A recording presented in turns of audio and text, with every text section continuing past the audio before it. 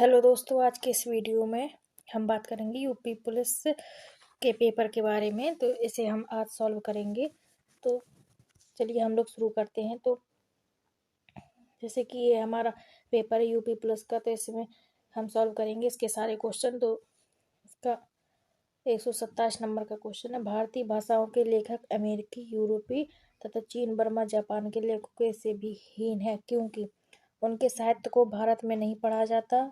उनमें भाषा के प्रति गौरव नहीं है। उनके साहित्य को भाषा के सुर से शिक्षित लोग नहीं पढ़ते थे। इसका राइट आंसर हो जाएगा ऑप्शन सी। उनके साहित्य को भारत के सुशिक्षित लोग नहीं पढ़ते हैं। इसके आगे हम देखते हैं, भारत का सुशिक्षित समाज कौन सा साहित्य पढ़कर संतुष्ट हो जाता है। तो इसका राइट आंसर होगा ऑप्शन डी, अंग्रेजी।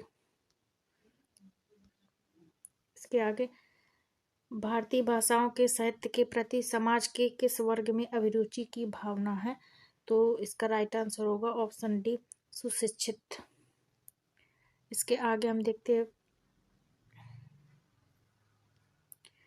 निम्नलिखित में से नहीं कौन से प्रकार का रीतिवाचक क्रिया विशेषण है। तो नहीं एक निषेधवाचक क्रिया विशेषण है। इसका राइट आंसर हो जाएगा ऑप्शन सी। इसके आगे हम देखते हैं, निम्नलिखित में समुद्र शब्द का पर्यायवाची शब्द कौन सा है। तो समुद्र शब्द का पर्यायवाची, इसका राइट आंसर होगा ऑप्शन डी, रत्नाकर। इसके आगे हम देखते हैं, मेघ, मेद, श्रुति सब भिन्नार्थक शब्द का सही अर्थ भेद निम्न में से कौन सा है। तो मेघ और मेद, तो मेघ का मतलब होता है बादल और मेघ का मतलब होता है यज्ञ। तो इसका राइट आंसर हो जाएगा ऑप्शन बी, बादल और यज्ञ। इसके आगे हम देखते हैं, स्त्री जो अभिनय करती है, वाक्यांश के लिए एक शब्द का चयन कीजिए। तो स्त्री जो अभिनय करती है, तो इसे हम अभिनेत्री कहते हैं। इसका राइट आंसर हो जाएगा ऑप्शन ए। इसके आगे हम देखते हैं, मानसरोवर किसकी रचनाओं का संकलन है। तो मानसरोवर मुंशी प्रेमचंद्र की है। इसका राइट आंसर हो जाएगा ऑप्शन बी। इसके आगे हम देखते हैं, मीराबाई किसकी शिष्या थी। तो इसका राइट आंसर हो जाएगा ऑप्शन ए, संत रैदास की। इसके आगे हम देखते हैं, निम्नलिखित में से कौन सी भाषा पश्चिमी हिंदी से संबंध रखती है। तो इसका राइट आंसर हो जाएगा ऑप्शन ए, बांगरू, बांगरू भाषा।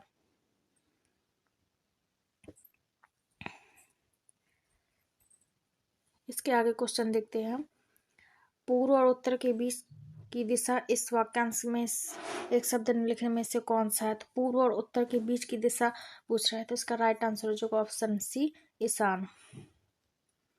इसके आगे हम देखते हैं, इनमें से श्रुति सम भिन्नार्थ का सही अर्थ भेद है। सही अर्थ है तो इसमें वर्ण, वर्ण, रंगभाव, ये तो गलत है। विष, विष, ये भी गलत है। प्राकृतिक और प्राकृतिक, ये भी गलत है। इसका राइट आंसर हो जाएगा ऑप्शन सी, शशधर और शशिधर। शशिधर का मतलब जो चांद को धारण किए है वो शिव, और शशधर का मतलब होता है चांद। तो इसका राइट आंसर हो जाएगा ऑप्शन डी। इसके आगे, निम्नलिखित में से किस विकल्प में शुद्ध वाक्यांश है। तो इसमें शुद्ध ढूंढना, दीन दुर्लभों को प्यार करना मानवता है। लड़के लड़के अध्यापक को प्रश्न पूछते हैं, वह ऑफिस में बैठा मेरी प्रतीक्षा कर रहा है, 10 बजने में 15 मिनट हैं। इसका राइट आंसर होगा ऑप्शन ए, क्योंकि इसमें दीन दुर्लभों को प्यार करना मानवता, ये एकदम सही है। इसका राइट आंसर होगा ऑप्शन ए। इसके आगे हम देखते हैं, निम्नलिखित में से पुल्लिंग शब्द का चयन कीजिए। तो इसमें पुल्लिंग है तो पुल्लिंग, इसका राइट आंसर होगा ऑप्शन बी, पुल्लिंग विहार। इसके आगे हम देखते हैं, निम्नलिखित में से शब्द का एक वचन है। तो एक वचन सोना, हस्ताक्षर, प्राण दर्शन। तो इसका राइट आंसर होगा ऑप्शन ए, सोना, जो कि एक वचन शब्द है। इसके आगे हम देखेंगे, हे ईश्वर दया करो रेखांकित शब्द में कौन सा कारक है। तो हे ईश्वर, हे ईश्वर ये संबोधन है, क्योंकि इसमें मेन हे है, तो इसमें हो जाएगा संबोधन कारक, जो संबोधित करता है हे। इसके आगे हम देखते हैं, निम्नलिखित में तद्भव शब्द कौन सा है। तो तद्भव, इसमें शांति, काज, जलधि, तप। तो इसका राइट आंसर हो जाएगा ऑप्शन बी, काज। इसके आगे हम देखते हैं, निम्नलिखित में से किस विकल्प में सभी शब्द तत्सम हैं। सभी शब्द तस्मै, पलंग, पलंग, पीलर, डंडा, नाग, कुम्हार, गधा। नव्य स्वर्णकार, तो इसका राइट आंसर हो जाएगा ऑप्शन डी, नव्य स्वर्णकार। इसके आगे नलिनी और राजीव शब्द में से किस शब्द के पर्यायवाची है? अंबर, कमल, उपवन, उत्कर्ष। इसका राइट आंसर हो जाएगा ऑप्शन बी, कमल।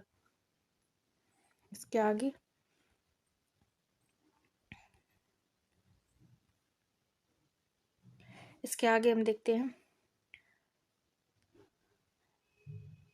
क्यों, कब और कौन से सर्वनाम के उदाहरण है? क्यों, कब और क्यों प्रश्नवाचक, निजवाचक, अनिश्चयवाचक, निश्चयवाचक। इसका राइट आंसर हो जाएगा ऑप्शन ए, प्रश्नवाचक।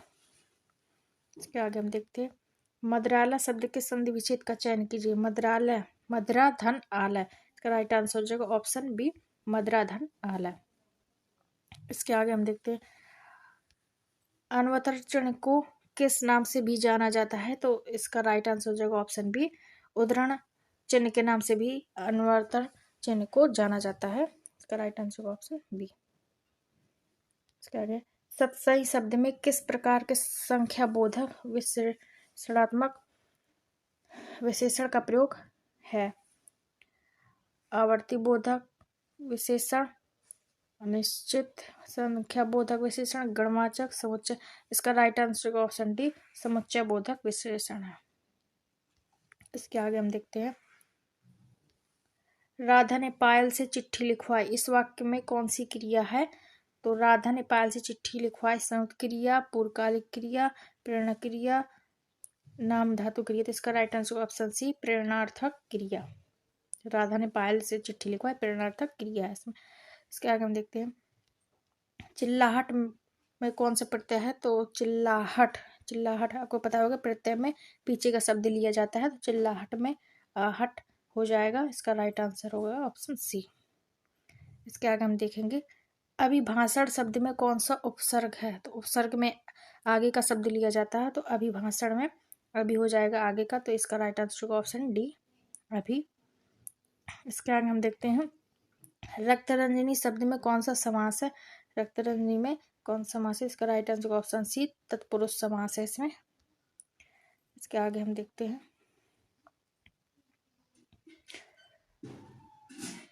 परोच का विलोम शब्द है। तो परोच का विलोम शब्द अप्रोच, प्रत्यय, दृष्टव्य, स्थूल। इसका राइट आंसर ऑप्शन बी, प्रत्यक्ष। इसके आगे हम देखेंगे चमड़ी जाए पर दमड़ी ना जाए लोकोक्ति में निम्न में से कौन सा है? तो चमड़ी जाए पर दमड़ी ना जाए, पैसे का बहुत मोह होना, पैसा ही माँ बाप दोनों, जान चली जाए पर पैसा ना जाए, अत्यधिक कंजूस होना। तो जान चली जाए पर पैसा ना जाए, इसका राइट आंसर हो जाएगा ऑप्शन सी। इसके आगे हम देखेंगे क्रोध किस रस का स्थायी भाव है? तो रौद्र, विभत्स, वीर, भयानक। तो इसका राइट आंसर होगा ऑप्शन सी, रौद्र रस का है। इसके आगे हम देखेंगे सोरठा के द्वितीय और चतुर्थ चरण में कितनी मात्राएं होती हैं? तो द्वितीय और चतुर्थ में 13 मात्राएं होती है, तो इसका राइट आंसर हो जाएगा ऑप्शन ए। इसके आगे हम देखेंगे निम्नलिखित में से किस अलंकार में समान धर्म का होना अनिवार्य है? तो इसका राइट आंसर हो जाएगा ऑप्शन डी, उपमा अलंकार में समान धर्म के आते हैं। इसमें पीपर पात सरस मंडोला, तो इसमें हो जाएगा इसका डी आंसर। इसमें देखेंगे निम्नलिखित में से भाग शब्द का निकार्थी शब्द है। तो भाग का मतलब होता है बांटना, तो इसका राइट आंसर हो जाएगा ऑप्शन ए, बांटना। वह बाजार जा चुका है इस वाक्य का कौन सा काल है?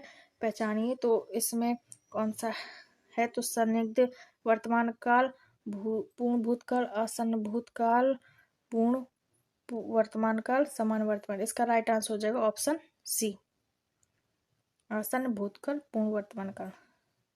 इसके आगे हम देखेंगे राम अभी सोएगा इस वाक्य में कौन सा वाच्य है? भाववाच्य, कर्मवाच्य में से कोई नहीं, कर्तवाच्य। इसका राइट आंसर हो जाएगा ऑप्शन डी, कर्तवाच्य। इसके आगे हम देखेंगे तिल का ताड़ बनाना मुहावरे का अर्थ बताइए। तो इसमें आक्रमण करना, व्यर्थ काम करना, साधारण बात को बढ़ा चढ़ाकर कहना, घाक बैठना। तो इसका राइट आंसर होगा ऑप्शन सी, साधारण बात को बढ़ा चढ़ाकर कहना। इसके आगे हम देखेंगे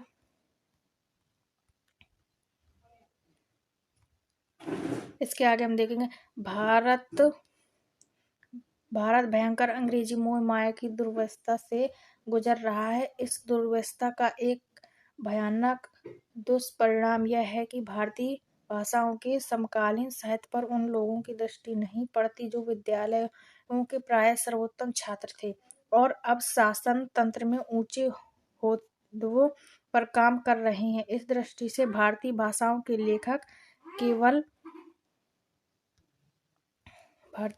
लेखक केवल यूरोपीय और अमेरिकी लेखकों से हीन नहीं है, बल्कि उनकी किस्मत मिस्र, बर्मा, इंडोनेशिया, चीन और जापान के लेखकों की किस्मत से भी खराब है, क्योंकि इन सभी देशों के लेखकों की कृतियां वहाँ के अत्यंत सुशिक्षित लोग भी पढ़ते हैं। केवल हम ही नहीं, जिनकी पुस्तकों पर यहाँ के तथाकथित शिक्षित समुदाय की दृष्टि से प्राय नहीं है पढ़ती। हमारा तथाकथित उच्च शिक्षित समुदाय जो कुछ पढ़ना चाहता है उसे अंग्रेजी में पढ़ा लेता है।